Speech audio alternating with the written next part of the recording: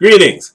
Last week, there was an incident at a Starbucks where two black men basically were arrested because they didn't want to get up and leave Starbucks.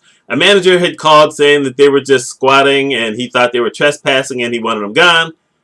The police showed up, wanted the men to leave. The men had reason to be there. They were meeting someone else there and they didn't want to order anything until he showed up. Which he showed up just as they were being arrested and taken away, and he shot the thing, videoed it, and it went nuts. It went nuts everywhere. There are people calling for boycotts. There are people trashing the coffee. There are people trashing the cops. The manager ended up resigning and leaving, and it's just been a mess.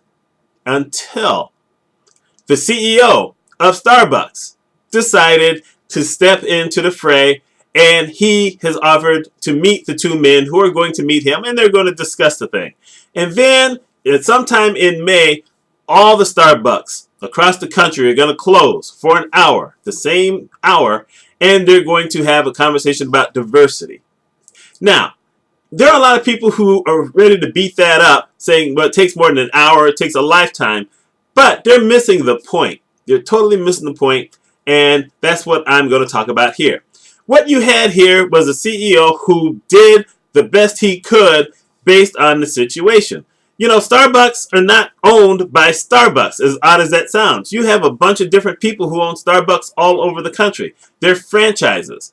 And so it's really up to the people who own those franchises to step forward and do the right thing. But you know what? That almost never happens. If the CEO is the one who does something that can mess up the company, of course, that's a different story. That's what happened to the guy who owned Papa John's, hated Papa John's pizza, by the way, just to throw that in there. But that's what happened to him when he decided to blame sales on NFL players. It had nothing to do with NFL players. It was just their stuff. It was their time. Everyone goes through that at some point. Pizza Hut's been through that. Pizza Hut and Domino's, however, did well during this thing. So, what do you say? Still, you had the CEO who decided to step out and try to do something for his company. Because the first statement that came out from Starbucks, it was a little iffy there.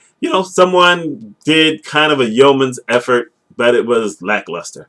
So the thing is that there are those times where the person in charge, even if they are not to blame for anything, needs to be the face and say, you know what, let me do this. Let me step in here.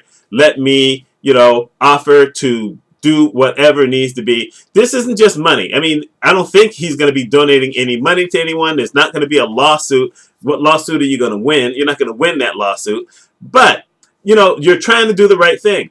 You look at the history of Starbucks, and as an organization, they have constantly tried to do the right thing. They've messed up a lot. It was a couple years ago where they decided to have a conversation of race by having their baristas, what word I didn't even know existed until that event happened, but decided to have their baristas ask the customers, would you like to talk about race today?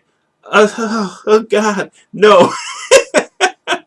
Nobody wants to talk about race when you handed them coffee. No one wants to talk about race when you handed them a cookie. You want to know the truth? Most people don't want to talk about race. They just don't. Still, this was an effort that Starbucks decided to try to do. Starbucks has represented gay people, and they've represented minorities in different ways, and they've sponsored a lot of good stuff.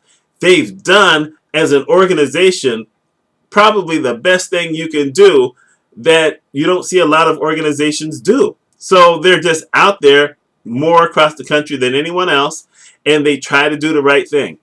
And so I applaud this guy. I wish more companies would do that. I wish more CEOs would, take the reins and say, I got this. I'll take this heat. Harry Truman, when Harry Truman was president, had his motto on his desk, the buck stops here. More people in leadership positions need to adopt that strategy. It doesn't mean that you're saying you did anything wrong. There's nothing this guy could have done what this manager did. There's nothing this guy could have done what another manager did just days later at a different Starbucks. There's nothing that the CEO of an organization like that could do. That's up to someone else to handle. But he took the responsibility to try to do something. That's all anyone can ever ask. for their leaders. Yes, you need to step in every once in a while and protect your employees when it's necessary, but when they do stupid stuff, you need to be ready to step in and defuse the situation. So I applaud the guy. I don't even know his name. Right now, it's not coming to me. It's one of the things about getting older. I knew his name earlier today, but I don't remember it right now.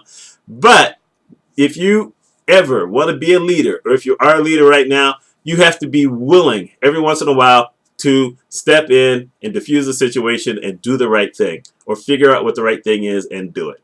That's what I have for today. My name is Mitch Mitchell. I hope you have a wonderful day.